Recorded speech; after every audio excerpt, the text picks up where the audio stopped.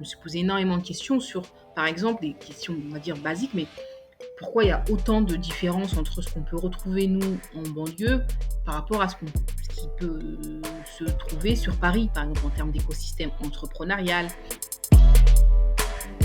Comment ça se fait que peut-être dans les grandes entreprises, il n'y a pas autant de diversité que ça, tu vois. J'avais plein de questions qui sont venues avec toute cette expérience-là. J'avais peut-être ce besoin d'y répondre, tu vois. Et je pense que le déclic entrepreneurial, il est parti de là, tu vois.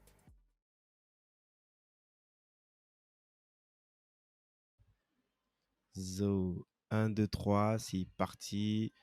Bonjour tout le monde. Aujourd'hui, je suis avec Awa Dramé, la fondatrice de Time to Start. Salut Awa. Salut Guy, comment ça va? Super. Écoute, je suis ravi de te recevoir aujourd'hui sur le podcast. On va discuter de plein de sujets, notamment de Time to Start. Mais avant, je te propose, si tu le veux bien, de te présenter succinctement.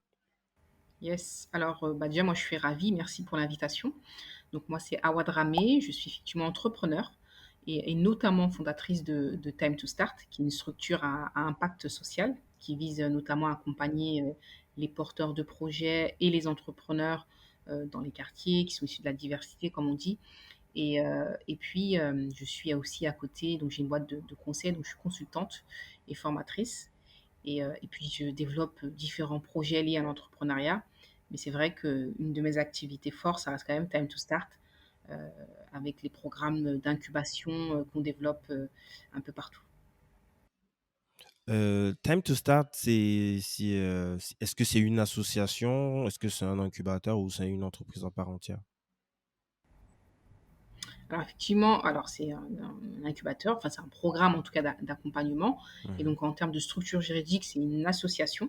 mhm. Euh, donc c'est une structure qui vise à avoir de l'impact. Et donc c'est pour ça qu'on a choisi ce modèle. Yes. Donc, t'as dit que tu étais entrepreneur. Tu vas nous expliquer un petit peu comment est-ce que tu as lancé tout ça. Mais avant, ce serait intéressant de voir aussi ton background.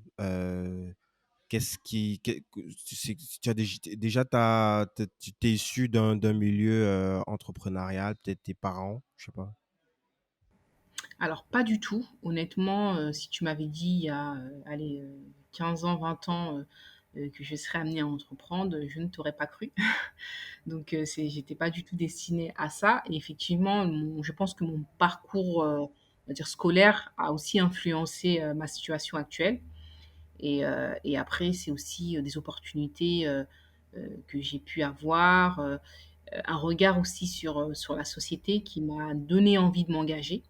Et puis à la base, effectivement, j'étais plutôt une personne assez introvertie. J'avais des études, on va dire, j'essayais de suivre un peu le cap de mes grands frères et grandes sœurs qui avaient fait des études. Mais voilà, je suis issue d'un quartier populaire. Donc j'ai fait un bac classique. Ensuite, j'ai fait un BTS, j'ai fait une licence éco-gestion. Et durant cette période, on m'a proposé tu sais, pour des personnes qui sont issues des quartiers, tu sais, il y a des parcours parfois qui permettent de faire une remise à niveau pour te préparer aux grandes écoles, donc au concours d'entrée aux grandes écoles. Et donc avec Là, tu d'autres parles de camarades, on HEC, s'est l'ESCP et consorts. exactement, exactement. Donc moi j'ai fait cette préparation-là. Au départ, c'était un peu particulier pour moi. Donc, j'ai fait une année où vraiment on a bossé pour essayer de se préparer au concours d'entrée directe. Et donc, j'ai réussi ce concours et j'ai fait donc un master management grande école à ESCP Europe avec une spécialisation en entrepreneuriat social. Et pourquoi avoir choisi l'entrepreneuriat social? C'est quelque chose qui... Alors, ouais, alors c'était vraiment une découverte au départ. J'avais vraiment envie de creuser, d'être dans les projets. Donc, j'avais pas nécessairement cette notion d'entrepreneuriat à l'époque, tu vois, de se dire c'est de l'entrepreneuriat, Mhm. mais en tout cas, j'avais cette vocation à vouloir créer, à vouloir faire, à vouloir mettre en place les idées. Et donc du coup, il y a cette, majeure entrepreneuriat qui s'est présenté à moi et je me suis dit que c'était une belle opportunité de pouvoir peut-être mieux découvrir, l'entrepreneuriat et puis, voilà, comprendre finalement qu'est-ce que c'est, de manière très concrète, entreprendre. Et donc, c'est un peu pour ça que j'ai décidé de m'orienter là-dessus. Et c'était une très belle découverte parce que ça m'a vraiment suscité des vocations. J'ai pu voyager, rencontrer pas mal de monde, monter des projets et ça m'a donné envie de faire des choses. Après, paradoxalement, tu as la réalité, tu vois? Tu as le le réel. Donc quand tu es étudiant, tu dois payer, l'école. Donc j'ai fait, l'école en alternance. Et puis après, quand tu as un grand groupe, qui te propose, bah, un poste avec une rémunération intéressante, bah, du coup, tu sais, quand tu es issu d'une famille, modeste, bah, ça te pousse aussi à te dire: «Bah, là, c'est une opportunité incroyable», la sécurité, de pouvoir, avoir ce job finalement dans un grand groupe et potentiellement évoluer avec un bon salaire. Et donc j'étais un peu partagée parce que j'avais ce côté où j'avais, besoin de sécurité et puis d'avoir un peu un salaire parce que c'est ce qui pour moi en tout cas, c'était un peu ma vocation de se dire: «Bah, je vais faire des études, avoir un bon salaire et puis pouvoir aider ma famille». Mais après il y a aussi, espèce de feeling, un sentiment que tu as en interne qui te dit: «Bah, peut-être que c'est pas fait pour toi», tu vois? Ce monde de l'entreprise, ce monde des grands groupes, ce monde de la défense, et que tu as envie de partager d'autres choses, tu as envie d'aider d'autres personnes et c'est là où tu es un peu en interne, en tout cas moi j'étais un peu en ébullition en mode, «Qu'est-ce que je fais, est-ce que j'arrête?» Tu vois? Est-ce que je quitte le monde de l'entreprise pour me lancer? Mais si je me lance, ben, c'est compliqué, tu vois? Tu vas te retrouver au chômage, au début c'est pas simple ou alors est-ce que je garde la sécurité? Et donc j'étais amenée vraiment à cette situation, à cette prise de décision et très vite, c'était assez naturel en réalité. J'ai quitté. J'ai quitté le monde de l'entreprise, en tout cas je ne suis pas restée. Je n'ai pas accepté l'offre et je me suis retrouvée au chômage. Ah, tu même pas parti, enfin, tu pas commencé avant Alors si, j'ai commencé, donc j'ai travaillé, j'ai travaillé alors en alternance, je suis restée 1 an et demi en alternance. Ensuite, moi, j'ai fait un premier CDD dans ce grand groupe qui m'a proposé de rester du coup. Mmh. Donc ça s'est très bien passé, c'était vraiment une très belle expérience. Et ensuite, on m'a proposé un autre poste, mais c'est là que j'ai refusé, tu vois? Donc en réalité, Tu avais déjà un CDI j'ai ou tu eu, étais toujours en CDD? non, non, j'étais alors en alternance, puis en CDD. Donc au total, D'accord. c'est 2 années, tu vois? C'est Yes. 2 années à peu près d'expérience en plus. Donc j'étais encore étudiante, quand j'ai commencé mon alternance évidemment. Et puis ensuite, à la fin de cette alternance, on m'a proposé un premier CDD que j'ai accepté. Donc je crois que c'était à peu près 6 mois et à la fin de ce CDD, on m'a proposé un autre job, donc de rester, de continuer dans l'entreprise et c'est à ce moment-là que j'étais un peu en tension et j'ai décidé de refuser. Mais quand Donc tu refuses, est-ce quand que tu c'est refuses, parce que bah, tu as une alternative, parce que tu as un truc que tu as déjà commencé en parallèle ou là tu refuses et tu, recommences from scratch en commençant déjà par penser à l'idée: «Qu'est-ce que je vais faire? Qu'est-ce que je vais lancer?» franchement, j'avais pas d'alternative du tout. J'avais juste une espèce d'envie, un sentiment, tu vois, de vouloir m'engager, de vouloir entreprendre. J'avais des idées, j'avais vraiment ce besoin de le faire. Tu vois, Mmh. j'avais ce besoin de me retrouver avec moi-même parce que j'avais vécu quand même 2 années d'études où j'avais voyagé, j'avais rencontré du monde, j'avais testé des choses. Et du coup, le fait d'être un peu enfermé dans ce monde de l'entreprise, bah, c'était assez frustrant, tu vois, pour moi. Et il me manquait quelque chose, même s'il y avait la sécurité, même s'il y avait le bon salaire, on va dire, j'y arrivais pas, tu vois. Et donc, j'ai arrêté sans aucune sécurité, sans aucune alternative, juste avec cette volonté de vouloir faire, tu vois. Et, euh, et donc voilà. Donc je me suis retrouvée vraiment au chômage, hein. C'était bon, je me retrouve au chômage, mais par contre j'ai fait quelque chose que j'ai appris en école, Mmh. c'est aller prendre des cafés. On m'a dit, le réseau, c'est important. Le réseau, c'est la clé, donc il faut aller prendre des cafés, tu vois? Donc c'est ce que j'ai commencé à faire, c'est, envoyer des mails, proposer des cafés et puis parler de ce que j'avais envie de faire. Parce qu'il faut Tu savoir avais quand aussi que même des j'avais pistes? énormément travaillé sur justement Tu les avais quand même des parcours. pistes comme ça où tu voulais aller ou, Oui, des sujets en tout cas, des oui, thèmes qui te tenaient à cœur? exactement, j'avais quand même ces sujets-là. Parce que du coup, j'avais vécu quand même une expérience assez incroyable. Tu te rends compte, une jeune fille dans un quartier, qui a grandi en banlieue, qui se retrouvent un peu, entre guillemets, propulsés dans le monde à la fois des grandes écoles, donc le monde un peu parisien, et puis le monde aussi de la grande entreprise, tu vois. Donc j'avais quand même ce gros basculement qui m'est arrivé pendant 2 ans. Et en réalité, ça a amené beaucoup de réflexions en moi, tu vois. Je me suis posé énormément de questions sur, par exemple, des questions, on va dire, basiques, mais pourquoi il y a autant de différences entre ce qu'on peut retrouver, nous, en banlieue, par rapport à ce qui peut se trouver sur Paris, par exemple, en termes d'écosystème entrepreneurial. Comment ça se fait que bah, peut-être dans les grandes entreprises, il n'y a pas autant de diversité que ça, tu vois. Donc, j'avais plein de questions qui sont venues avec toute cette expérience-là. J'avais peut-être ce besoin d'y répondre, tu vois. Mhm. Et je pense que le déclic entrepreneurial, il est parti de là, tu vois. Il est parti de ce besoin de répondre à des questions, des problèmes que je voyais en fait dans des décalages que j'ai pu constater avec ma petite expérience. Et j'avais cette envie de me dire, mais en fait, il faut qu'on fasse bouger les choses, il faut qu'on fasse, il y a tellement de choses à mettre en place, il faut y aller, tu vois. Et donc, c'est ces sentiments-là, je pense, qui a été le déclic et qui m'a poussé à refuser, entre guillemets, la sécurité pour, pour l'entrepreneuriat.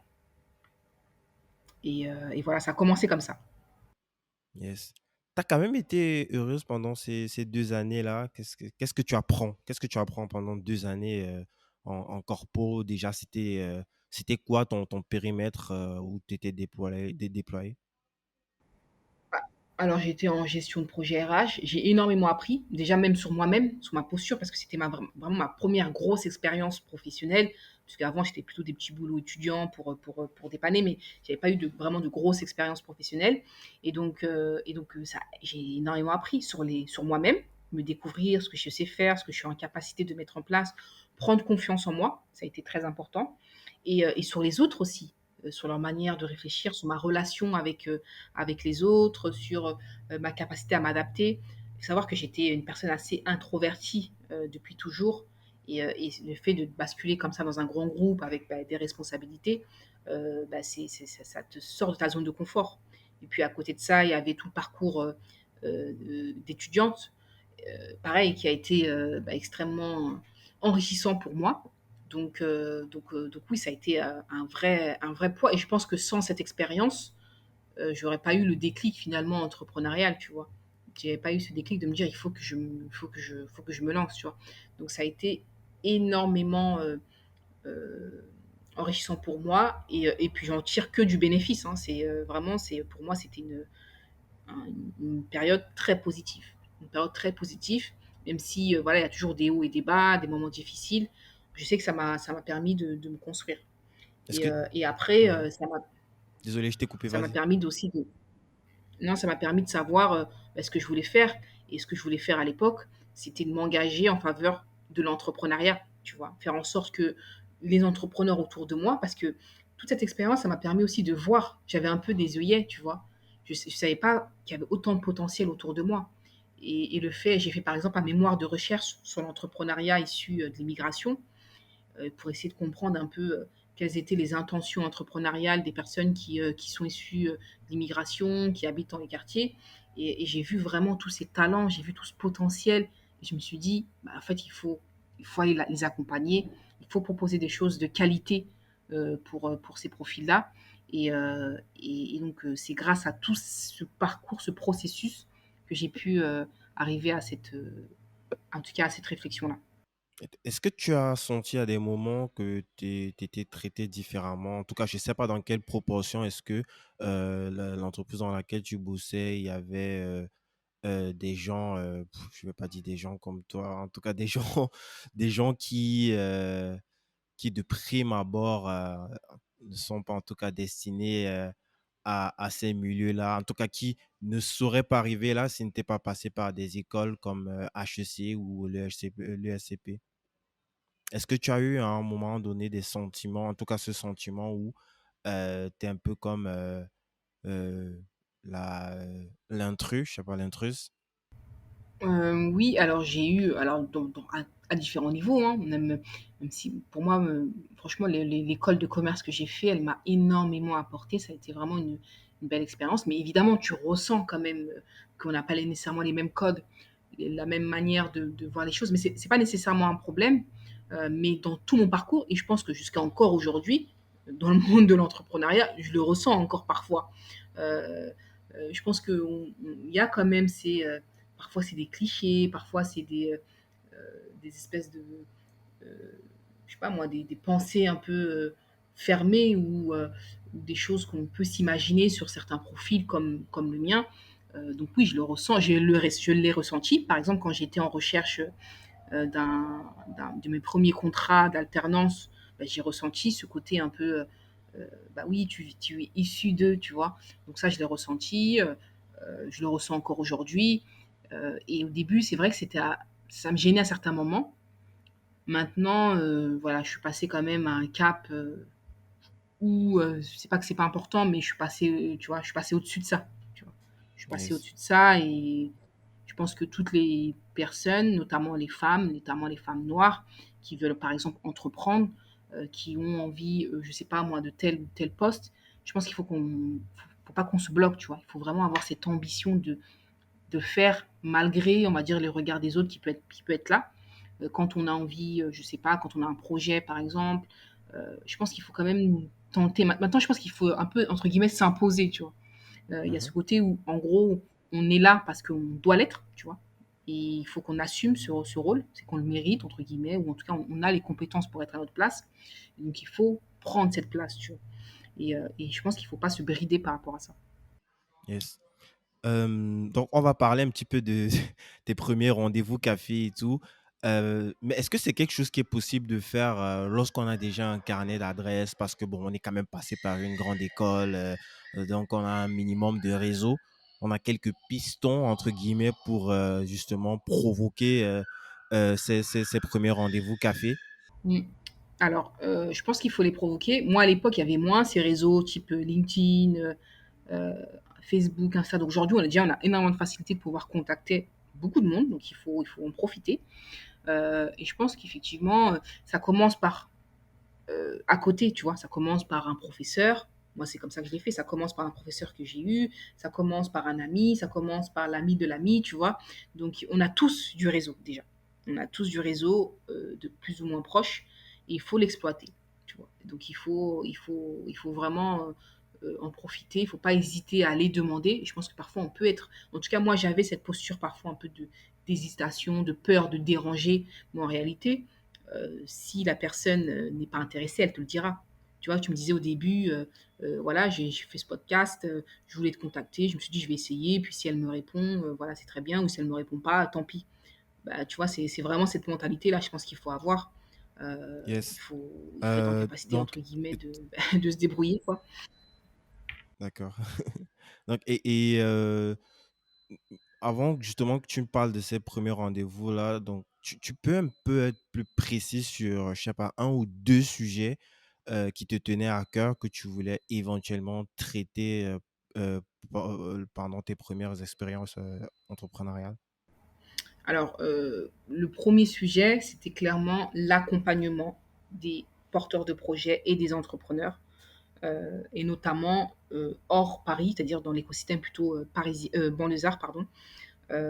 Des gens bah, comme moi qui, entre guillemets, pourraient sortir d'une petite ville, d'un petit quartier et qui auraient envie de faire, de monter une entreprise, peu importe, bah, puissent accéder à un parcours d'accompagnement, donc une expertise de qualité, puissent accéder à un réseau, puissent accéder à un financement. C'était Mhm. vraiment le premier besoin, tu vois, c'était ça. C'est quelque C'était chose qui comment n'existe j'accompagne pas. En tout cas, en tes recherches, qui n'existait pas de prime abord à cette époque-là, quoi.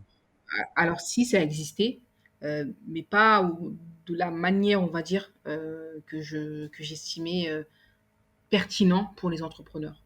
Mhm. Aujourd'hui, dans les quartiers, par exemple, on a une vraie diversité de profils, on a une vraie mixité de parcours, d'intention entrepreneuriale. Tu peux avoir des gens qui ont un bac plus 5, qui sont cadres, qui ont envie d'entreprendre. Tu peux avoir des gens au chômage qui ont envie d'entreprendre. Tu peux avoir des étudiants. Tu peux avoir des gens sans diplôme qui ont envie d'entreprendre. Donc, tu vois cette mixité-là qu'il y a dans nos quartiers.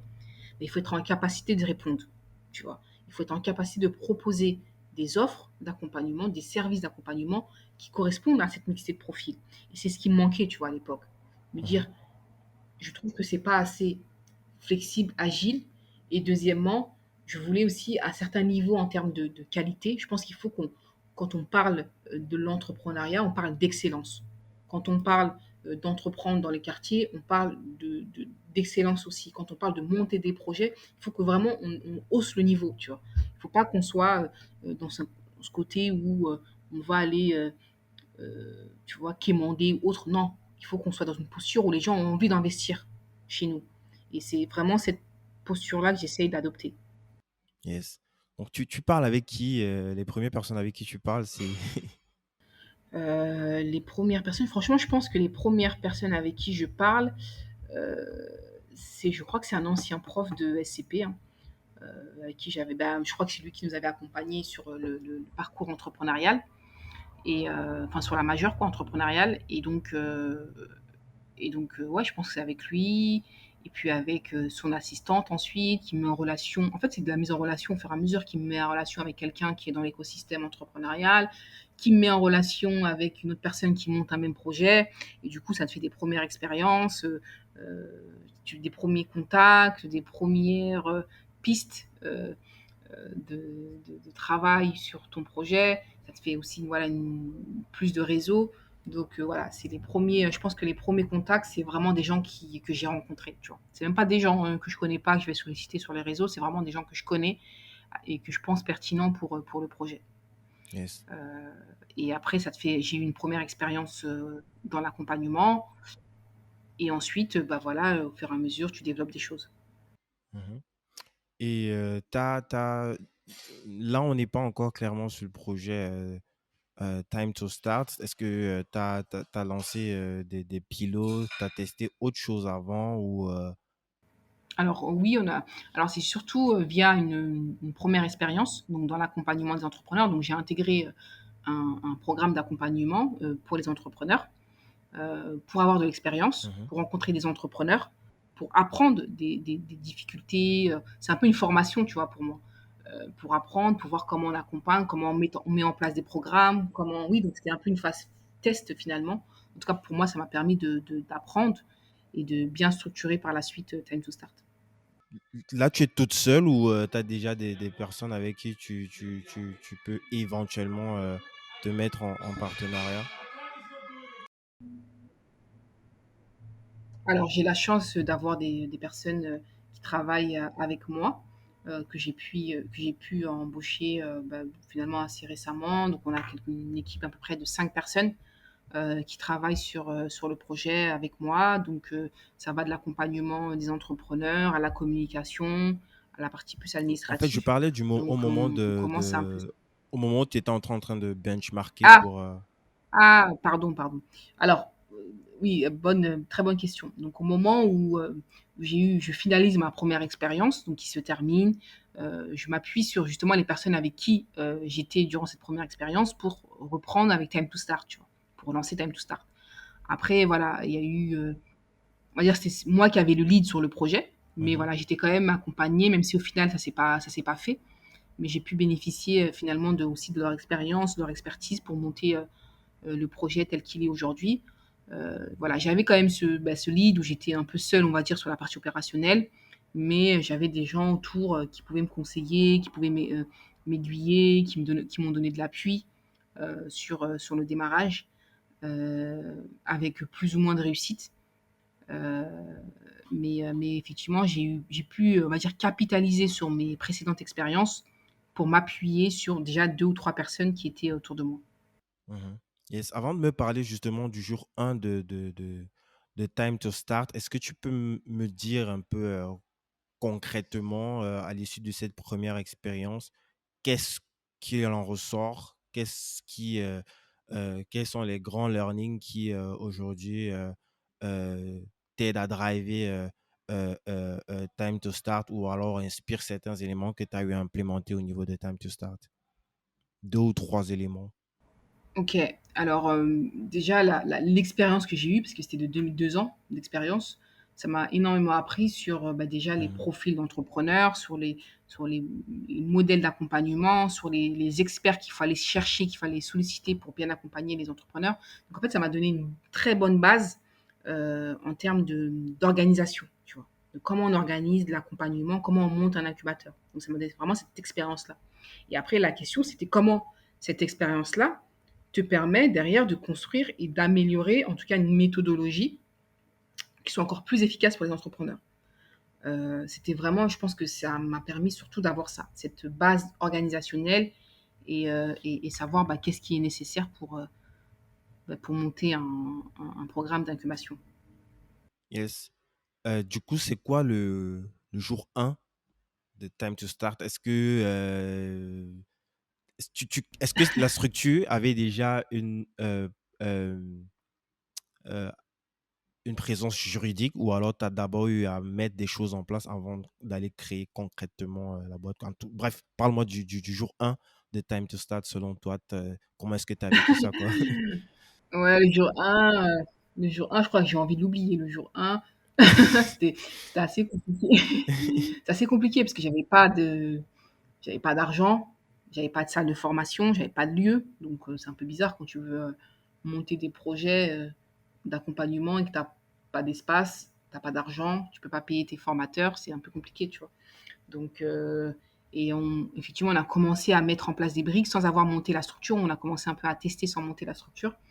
Euh, mais euh, mais c'était assez compliqué en soi parce que j'ai pas nécessairement peut-être les bonnes personnes autour de moi.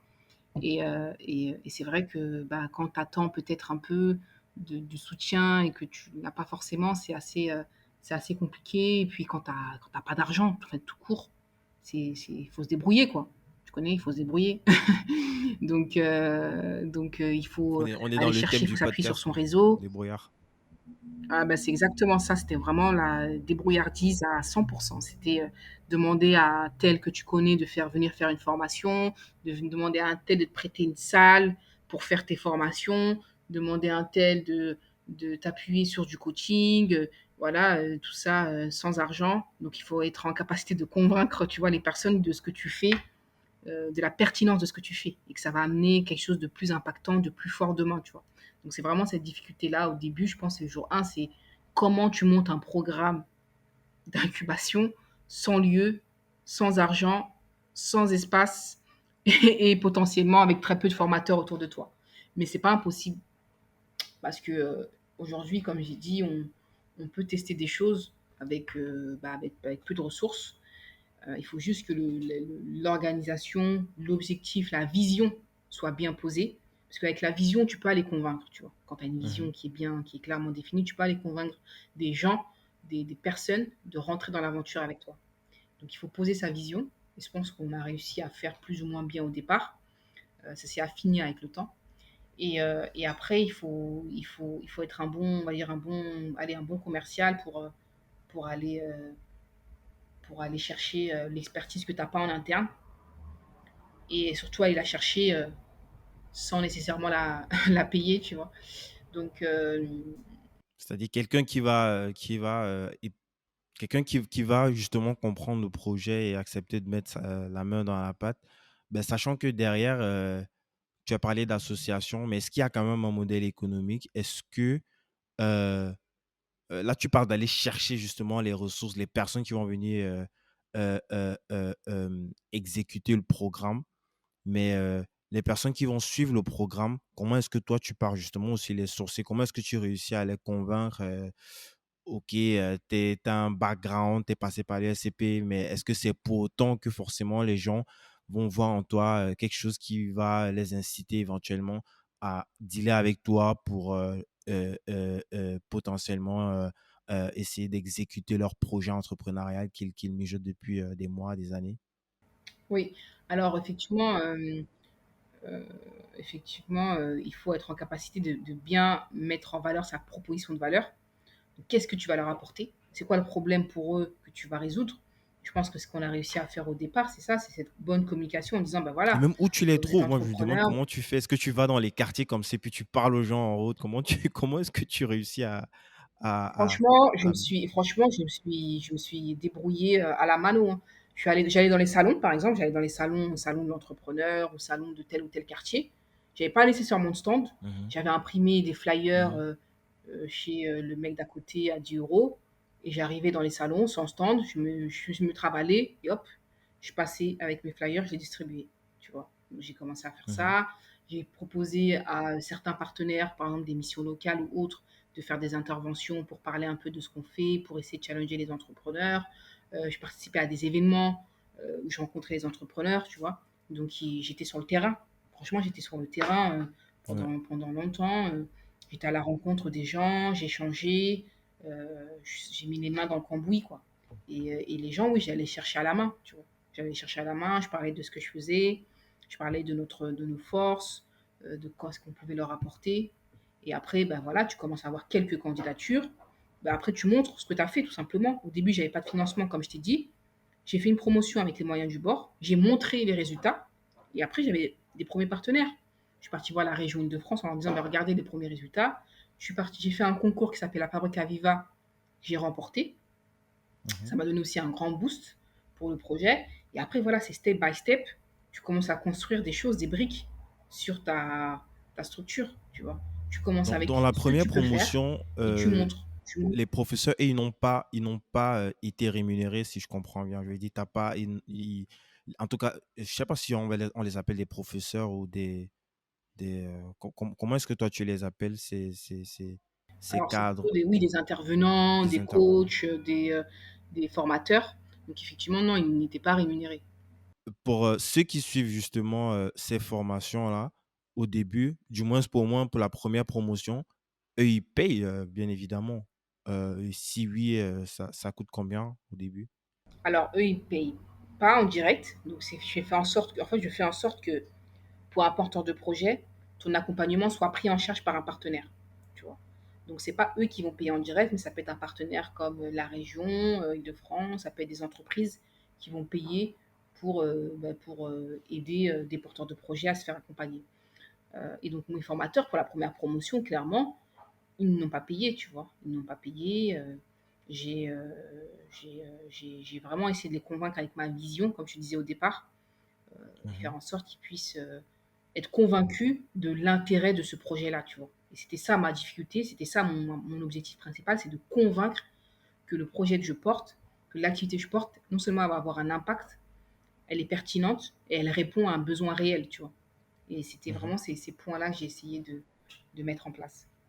Yes. Donc, la première strate, ça devait être d'aller chercher à chaque fois, pour chaque promotion, un partenaire stratégique qui va comprendre l'importance et la valeur d'implémenter ce genre de choses et financer justement pour ces apprenants. Et est-ce que c'est quelque C'est chose que ça, tu as, exactement, c'est quelque chose qui est toujours actuel exactement. aujourd'hui ou c'est un modèle hybride? C'est un modèle hybride, donc on a effectivement aussi une capacité à aller chercher des prestations de services, parce qu'on a des outils maintenant qu'on a développés, on a notamment une plateforme d'incubation digitale, donc on a des choses qu'on met en avant, et puis on a Mhm. toujours effectivement cet aspect partenaire stratégique et financier qui soutient notre action. Donc c'est vraiment un modèle qui est hybride. Yes. Euh, c'est aujourd'hui, c'est quoi les critères pour postuler? Est-ce que vous prenez tout le monde? Alors nous, on ne prend pas tout le monde, on a une phase de sélection des projets. Donc, il faut aller sur le site internet, poser son projet. Et puis ensuite, on passe les entretiens, enfin, on fait des entretiens devant des comités de sélection. Donc, c'est des professionnels, ce sont des entrepreneurs qui vont écouter les parcours, qui vont écouter la motivation, qui vont écouter vraiment l'adéquation personne-projet, le potentiel du projet, l'impact. Et sur ces critères-là, on va sélectionner des entrepreneurs. Ok, pour quelqu'un qui réussit justement à passer ce stade de sélection, c'est quoi la promesse?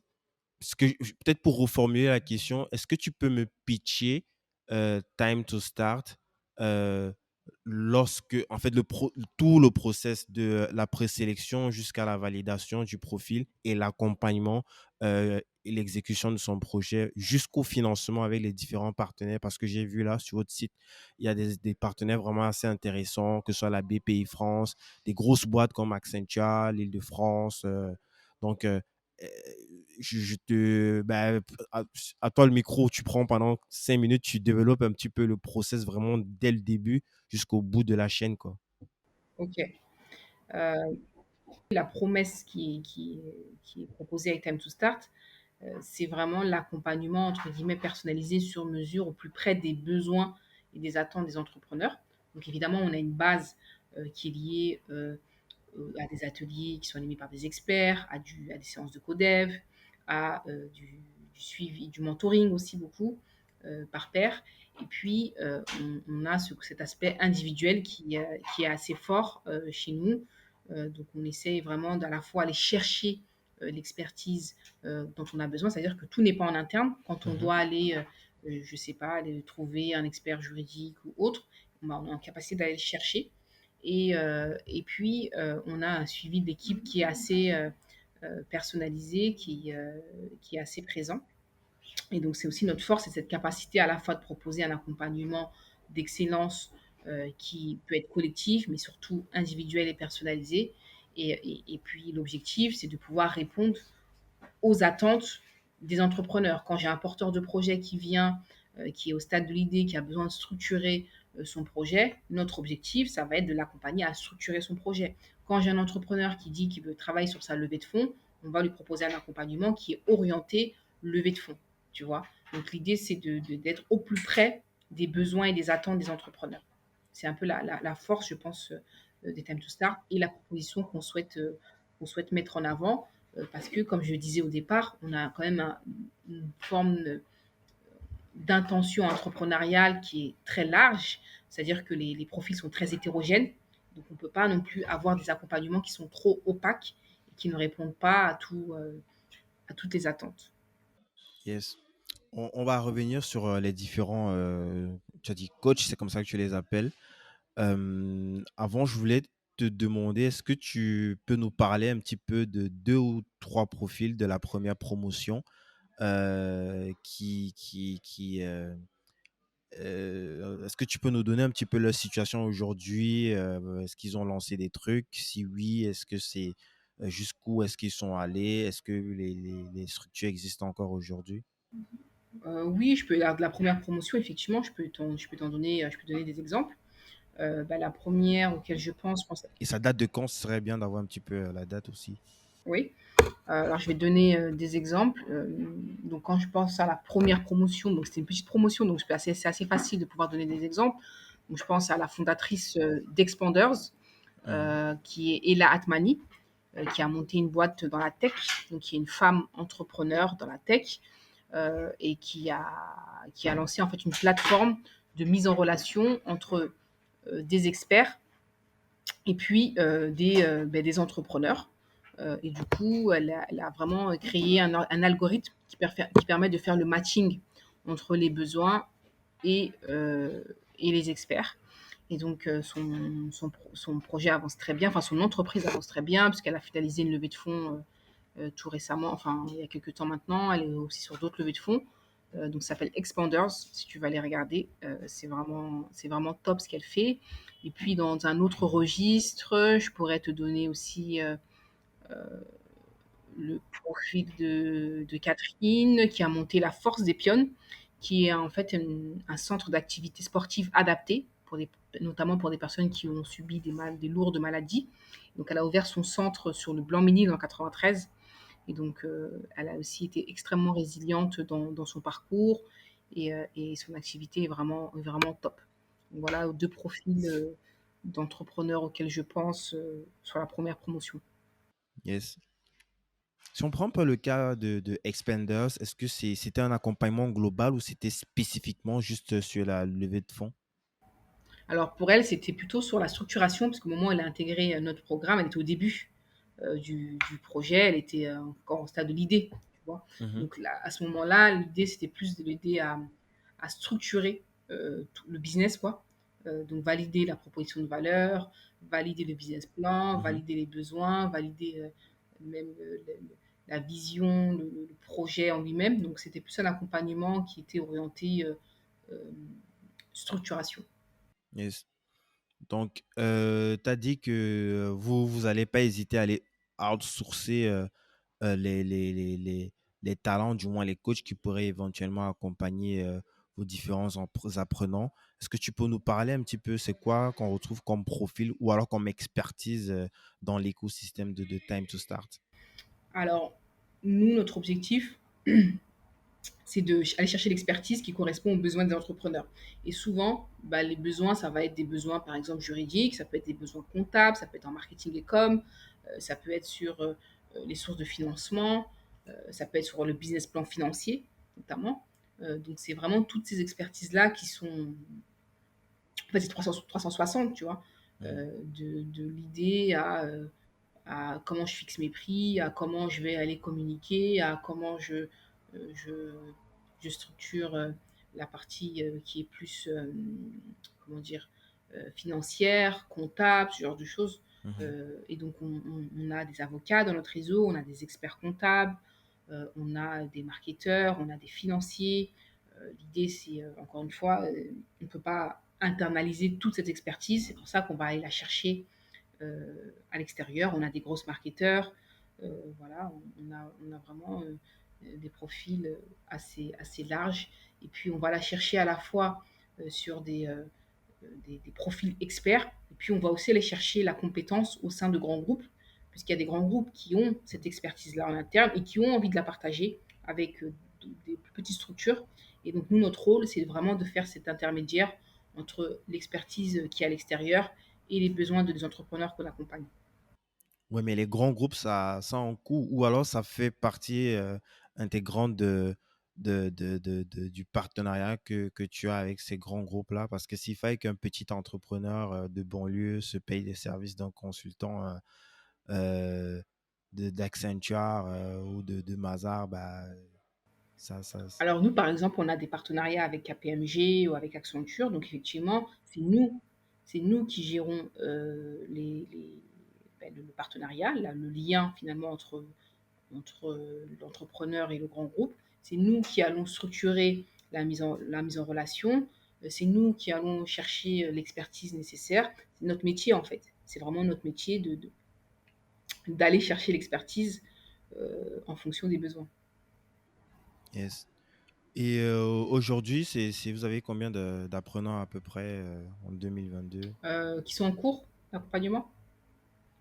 Ouais, c'est par promotion Ouais, ou alors, déjà, est-ce que c'est purement en présentiel? Est-ce qu'il y a une partie on a une online? partie en ligne puisqu'on a développé un programme hybride qui s'appelle Airstarter, donc qui est basé sur une plateforme digitale Mhm. d'incubation et sur des ateliers en physique. Donc on a les deux aspects. En fait, on a différents programmes d'accompagnement pour répondre bah, aux demandes. Et donc on a effectivement des ateliers à la fois en physique, mais on a aussi des ateliers, c'est pas à distance puisque c'est pas on fait pas trop ça, on fait un petit peu, mais l'idée c'est plutôt d'avoir du physique. Mais en tout cas, on a développé un parcours digital. Donc vraiment, c'est une plateforme qu'on a développée en interne Mhm. avec nos attentes. Yes. Donc, pour parler justement du nombre des apprenants par promo et si vous avez combien à peu près et c'est combien de promos par an approximativement? Alors en moyenne, sur une promotion, on va être à 16 entrepreneurs. Mhm. Après, on a d'autres sur notre programme, on est plutôt sur du flux continu. Donc là, on a à peu près une quinzaine aussi qui sont sur le programme Airstarter. Et après, on a d'autres programmes qui sont un peu plus spécialisés. On a à peu près 10 entrepreneurs qui rentrent dans le programme. Et donc là, cette année, sur 2022, on vise euh, entre 4 et 6 promotions. Donc, c'est une soixantaine d'entrepreneurs qui sont accompagnés. Yes. Et quand tu dis 10, 15 personnes, ça suppose qu'à l'entrée, il y a combien qui ont postulé avant de finalement retenir que 10 ou 15? Bah, là, par exemple, sur la promotion Approximativement, hein, juste pour avoir une ordre d'idée. ouais, bah, sur la promotion là, qui a démarré en mars, on a eu un peu plus d'une centaine de candidatures. Je crois qu'on était à 140 à peu près candidatures. Ah ouais, Et on a sélectionné 14. ça, ça, c'est sélectif. Et pourquoi est-ce que c'est si sélectif? Alors, c'est pas ultra sélectif, hein.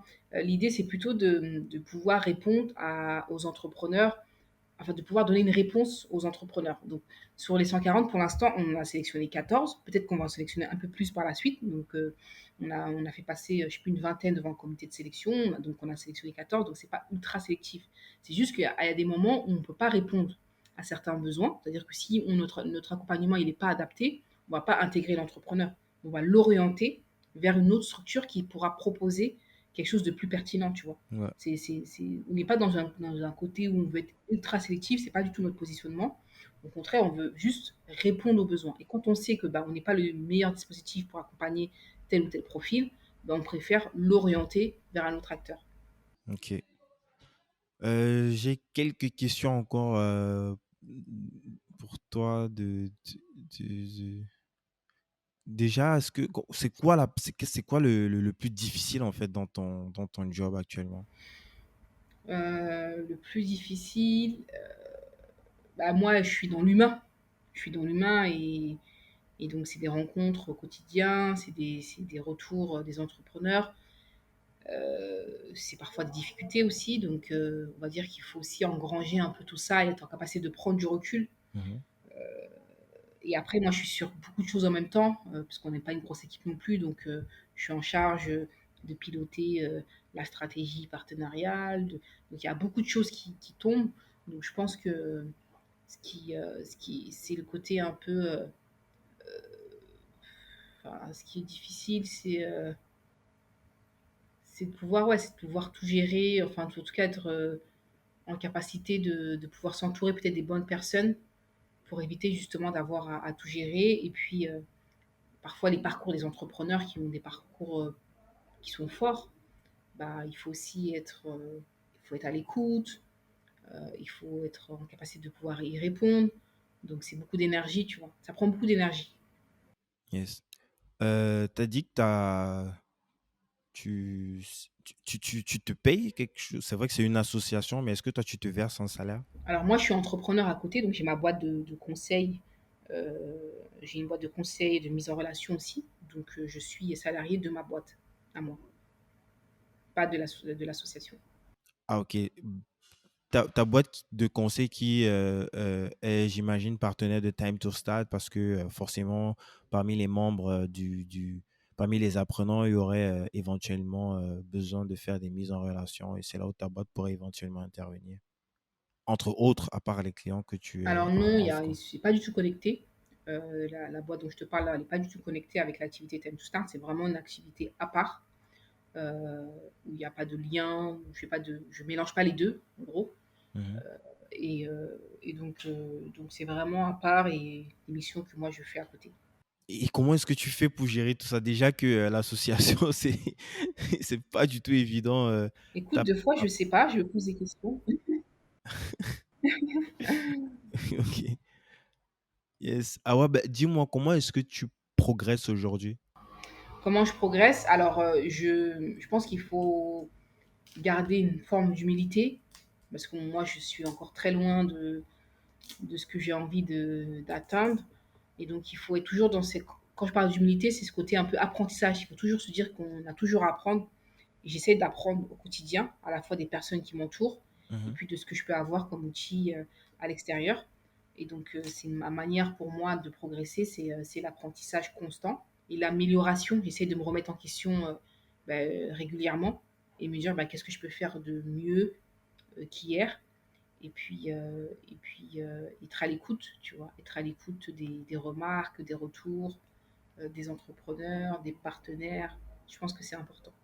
Yes. Toi, tu vois, où est-ce que toi, tu vois A Time to Start dans, je sais pas, dans 5 ans, dans 10 ans? Tu veux emmener ça jusqu'où? Bah écoute, j'aimerais bien le développer à l'international, en fait, tout simplement, euh, en Afrique notamment. Je pense qu'il y a énormément de liens à faire avec l'Afrique et l'entrepreneuriat en Afrique. J'accompagne par exemple des entrepreneurs qui sont issus de la diaspora, qui font déjà le lien avec l'Afrique. Et je pense que il y a une cohérence, en tout cas, à développer le projet à l'international. Yes. Tu as des regrets? Euh, Est-ce que j'ai des regrets? Non, j'en ai pas. J'ai pas de regrets. Quoique, si j'en ai. Ce serait faux de. Ouais, ce serait faux. Si j'ai quelques regrets, mais aujourd'hui, je les vois comme des apprentissages. Euh, donc, je me dis que ça devait se faire comme ça. Je pense que ouais, ça devait se faire comme ça. Je crois beaucoup au destin, ou tu vois, Donc je me dis que tout ce qui s'est passé, bah, ça devrait être, comme c'est passé, comme ça s'est passé. Donc des fois, je peux penser effectivement à me dire, «Ah mais j'aurais pu faire comme ça» ou «J'aurais dû le dire ça». Mais au final, je me dis: «Bah, peut-être que si je l'avais dit comme ça, bah, j'aurais pas autant appris. Si j'avais pas fait cette erreur, j'aurais pas autant appris». Donc j'ai des regrets, mais on va dire, qui sont très courts et je passe vite à autre chose. Yes. C'est quoi ta plus grande fierté aujourd'hui? Ma plus grande fierté, bah, ce serait, je pense, c'est, un peu les retours des entrepreneurs. Quand ils viennent nous voir, ils nous disent: «Bah, voilà, moi j'ai réussi à me développer, j'ai développé mon activité», ce genre de choses. Ben, c'est une fierté. Après, je sais pas si c'est ma plus grosse fierté, heu, mais j'espère, mais je sais pas si c'est le cas, je sais pas si je l'ai atteint, mais je Bah, ça peut être en dehors de l'entrepreneuriat, ça peut être oui, du coup, ton père, ta mère, ça peut être ton enfant. non, j'espère. Ce qui, quand tu regardes aujourd'hui, bah, tu dis, ah, ouais. Ouais, du coup, c'est ce que j'allais dire, c'est que je sais pas si j'ai atteint cette plus grosse fierté, mais je pense que je pourrais dire ça lorsque, bah, je sais pas, mon père, ma mère me dirait: «Bah, écoute, je suis fière de toi, de ce que tu as accompli». Je pense que ça serait vraiment une grosse fierté, tu vois? Heu, je sais pas s'ils le font. Tu penses qu'ils sont pas fiers Je aujourd'hui? sais pas, j'espère, je sais pas. Mais en tout cas, si c'est le cas, bah, ce serait ça ma plus grosse fierté. Yes. Tu aurais un bouquin à nous recommander? Si tu devais offrir un bouquin, ce serait lequel? Bah, on me pose souvent cette question, il y en a plusieurs, mais tu as qui enfin, il y en a un que j'aime beaucoup, c'est, L'Alchimiste de Paulo Coelho. Ah ouais, ça c'est un bouquin. Ce bouquin est dangereux, ça crée des divorces. Et donc J'ai une amie qui me l'avait offert il y a deux ou 3 ans. Et elle m'a dit à l'époque, Cindy, pour la citer, je l'ai reçue aussi sur le podcast Cindy CK. On parle justement de l'intuition. Elle est coach, elle est aussi coach en dev perso. Et elle, à l'époque où elle a lu ce bouquin, elle a quitté son copain, elle a pris l'avion, elle est partie complètement à l'autre bout du monde, quoi, en Asie du Sud-Est. Et puis, ah oui, d'accord. mais Ah oui, là, ouais, ouais, c'était c'est vraiment dans radical quand même. donc là, c'est dans Ouais. toutes les sphères. C'est pas pour faire peur aux gens, hein, mais c'est pour dire, ben, il y a quelque chose dans ce bouquin, une sorte de déclic, en fait, Oui, tu as l'impression que ça débloque des choses et ça se lit rapidement. C'est un petit bouquin ouais, comme ça se lit exactement. C'est ce que rapidement. j'allais dire, c'est que c'est un bouquin qui est assez simple à lire, qui donne, voilà, tu le finis en une traite, quoi, et il est pas mal. Et sinon, Ouais. j'aime beaucoup, alors vraiment le roman qui m'a fait, vraiment aimer la lecture, c'est, bah, je crois que je l'ai lu, j'étais en sixième ou en cinquième, je sais plus, c'est, un livre d'Agatha Christie, qui est Le meurtre de Roger Ackroyd. Donc ça m'a vraiment fait, j'ai énormément apprécié cette lecture et ça m'a donné envie, Mmh. de lire encore plus. Donc voilà, c'est un petit bouquin que j'ai encore. Je crois que je l'ai depuis que j'ai 12 ans. Je l'ai toujours avec moi. Il est un peu abîmé, mais il est toujours Yes. avec moi et voilà, de temps en temps, je le lis parce que Ah ouais. ça me fait penser à pas mal de choses. Yes. Dans ton discours, à chaque fois, il y a quand même ce truc-là qui revient sur la diversité, sur le pouvoir de la diversité, même dans ta com en général. J'ai vu un petit peu quelques trucs, même je sais pas si c'était sur le spot de LinkedIn, Oui. je sais plus trop, où en faisant des recherches sur toi, euh, en tout cas, il y avait ce truc-là qui revenait à chaque fois où tu parlais du pouvoir de la diversité, la puissance, le levier de la diversité. Et moi, pas que je suis pas du même avis que toi, mais moi, j'ai déjà eu à discuter de ça avec d'autres entrepreneurs, notamment Anthony Bourbon que j'ai reçu ici ou Alex Pachulski.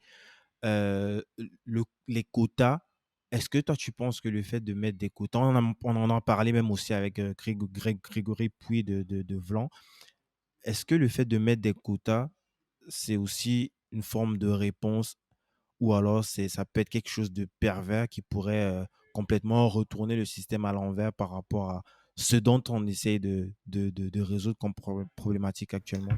Alors Je sais pas si tu Oui, je comprends la vois tout à question. fait, parce que c'est des vrais débats, hein, tout ça. Déjà, pour revenir sur le terme, Et moi, je pose la question, je connais pas, hein, j'ai pas de oui, réponse. bien C'est sûr. juste que ben, moi, la question mérite au moins d'être posée et j'arrive pas à y répondre et je t'avoue que ça m'effraie un peu même des fois. Alors, déjà sur le terme de, entre guillemets, «diversité», je sais qu'il y a débat parce qu'il y a beaucoup de personnes qui n'apprécient pas ce terme. Je peux comprendre. Moi, je parle plutôt, j'aime bien dire les termes, tu vois? Des personnes qui sont, par exemple, issues de la diaspora, des gens qui sont issus des quartiers. Et donc c'est pour ça qu'on utilise de manière assez, Mhm, je sais pas si c'est galvaudé, mais en tout cas le terme diversité. Pour revenir à ton point, sur mhm, les quotas, j'ai jamais été j'ai jamais essayé de promouvoir ce système de quotas. Maintenant, il y a une loi qui est passée, qui est notamment sur la l'égalité homme-femme, heu et qui souhaite imposer les quotas en entreprise, dans les comex et tout. Et a priori, ils se sont dit que c'est la seule solution pour faire bouger les lignes, tu vois? Moi, donc je pense que personne à la base est pour les quotas parce que ça paraît aberrant, en fait, de vouloir mettre en place des quotas pour avoir plus d'égalité ou autre. Ça paraît, même complètement irréaliste. Maintenant, il s'avère que quand on met en place des quotas, bah, ça commence à faire bouger un peu les lignes parce on peut avoir des femmes qui sont bien mhm. placées et qui peuvent, elles, derrière, faire bouger les choses. Des rôles Exactement, et modèles, qui ouais. peuvent avoir, elles, de l'impact. Donc, je ne sais pas quelle est la meilleure solution sur. Mais jusque où en fait, où est-ce qu'on met le curseur? Est-ce qu'il y a un moment où on dit OK, à partir de maintenant, stop, vu qu'on a rééquilibré les choses et que on a travaillé en amont sur l'égalité de chances dans la possibilité pour que tout le monde ait la même ligne de départ. Et j'avoue que j'arrive pas à y répondre. Et ça, t'écoutes de tout, hein, des extraits, tu écoutes de tout et son contraire en même temps. Greg qui va, par exemple, te dire, bah, dans l'histoire de l'humanité, bah, tu as plus de 10 000 ans, que ça date même d'avant Jésus-Christ, cette domination en fait des minorités, que même s'il faut penser justement à l'inversion des choses, ben, c'est pas dans notre génération quoi que ça va se faire, probablement dans les prochaines générations d'ici, je sais pas, 1000 ans, 2000 ans, 3000 ans. Donc, c'est pas un sujet. On doit à fond être avec les quotas pour permettre de rééquilibrer les choses et créer davantage de rôles modèles pour permettre aux autres de pouvoir rêver et eux aussi de s'insérer dans cet écosystème-là, quoi. Oui, c'est sûr qu'on en est encore très loin, c'est sûr.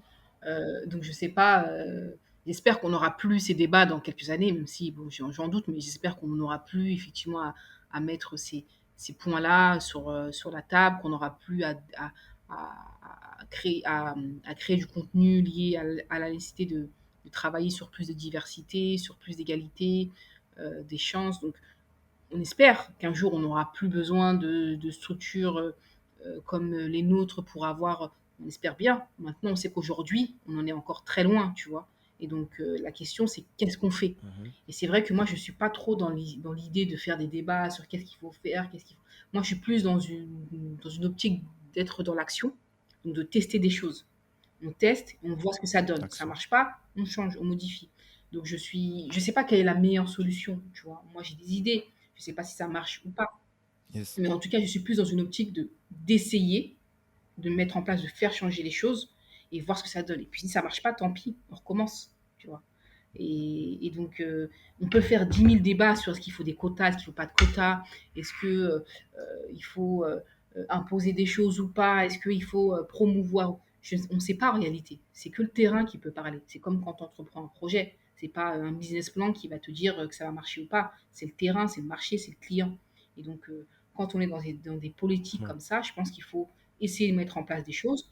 Donc, par exemple, les quotas, la loi sur les quotas, on peut se dire que a priori, ça nous paraît complètement inadapté et réaliste. Mais des fois, je me dis, bah, pourquoi pas tester. Ça marche, bah, c'est super. Ça marche pas, ben, on tentera autre chose. Donc, on sait qu'il y a un problème, on sait qu'on doit faire bouger les choses. Donc, qu'est-ce qu'on met en place? Et pas sur quoi on va débattre encore une fois pendant 10 ans. Non, il faut qu'on arrête à un moment donné de débattre et qu'on se met en mouvement, tous ensemble. Yes. Ah ouais, est-ce que tu aurais un dernier mot pour cette génération? Quelque chose d'impérissable, une bouteille à la mer. Moi, ce que je dis tout le temps, c'est que entreprendre, c'est agir avant tout. Donc, quand on a des idées, il faut être dans l'action, il faut essayer de mettre en place. Il faut bien commencer par quelque part. Donc, il faut être en capacité de finalement, un peu parfois se débrouiller avec ce qu'on a pour atteindre les sommets. Donc, à tous ceux qui ont une idée, à tous ceux qui ont envie de faire bouger les choses, à tous ceux qui ont envie d'entreprendre, à tous ceux qui veulent, je sais pas, travailler dans tel ou tel métier, allez-y. Ne vous bridez pas, allez-y. Et il n'y a pas de raison que ça ne marche pas. Et puis, si ça ne marche pas comme vous l'avez imaginé, au moins, vous aurez appris de tout ça. Donc, il n'y a pas de, il n'y a pas de mauvaise expérience, entre guillemets. Donc, voilà, c'est un peu le message que je souhaite faire passer. Nice. Où est-ce qu'on te contacte? Alors, je suis très connectée sur LinkedIn. Contactez-moi sur LinkedIn. N'hésitez pas à me suivre sur LinkedIn. Et après, sinon, via notre site internet, par exemple, si vous êtes intéressé par Time to Start, il y a des formulaires de contact ou de candidature. Il suffit de les remplir et on vous contacte. Yes, on va mettre tous les liens en description. Awad Ramé sur LinkedIn et timetostart.fr. On va mettre tous en description de l'épisode. C'est drôle quand je faisais des recherches sur toi, en tapant sur Google, je suis tombé plutôt sur une musicienne, elle a exactement le même nom, Awad Ramé. Tu connais qui Alors, tu c'est? sais, les Awadramé, c'est un nom qui est extrêmement commun, tu vois. Parfois, on me contacte, tu sais, on me dit oui, salut Awa, on s'est rencontrés hier à tel événement, je vais me connecter avec toi. Je dis non, non. Ah Ouais, bon? Ensemble, Awa et Dramé ouais, en même temps. oui, Awadramé, Tout le tout, quoi. Pas juste Awa et Dramé, ouais, les le deux, tout, quoi. Ah ouais. alors Dramé, c'est un nom qui est très commun en Afrique de l'Ouest. Et Awa aussi, c'est un prénom qui Mhm. est très commun, ce qui fait que tu as beaucoup d'Awadramé avec un. Donc quand tu tapes Awadramé, effectivement, tu dois avoir des. Rien que dans la ville où j'ai grandi, je crois que je sais pas, il y a combien d'Awadramé. Et donc, du coup, parfois, on me contacte en me disant salut, on s'est Ah vu ouais. hier, ça va bien et tout. Et je sais que c'est pas moi, tu vois. Donc, je dis non, on s'est pas vu hier, je pense que tu confonds d'Awadramé. Ouais. Voilà, donc, c'est marrant. Mais maintenant, je suis habituée, tu vois. Donc, je sais gérer. Yes. Écoute, Awa, ce podcast s'appelle Débrouillard. C'est quoi pour toi un débrouillard? Un débrouillard, c'est quelqu'un qui avance, c'est quelqu'un qui est dans l'action, c'est quelqu'un qui est ambitieux, c'est quelqu'un qui fait, pour moi, quelqu'un qui se débrouille, c'est quelqu'un qui travaille. Pour moi, la notion de travail, elle est très importante, euh, parce que dans tout projet, en réalité, personne ne va se lever à ta place pour faire. Donc, si tu ne bosses pas, si tu ne te réveilles pas en disant je vais trimer, ça ne marchera pas. Donc, un débrouillard, c'est quelqu'un qui y va, qui lâche pas, qui est résilient, qui est sûr de sa force et qui, qui est à fond, qui est ultra motivé. Écoute, Awa, je te remercie pour ton temps et pour tout ce partage. Awa Dramé, timetostart.fr. Merci, Awa. Merci à toi, à très vite. À très vite.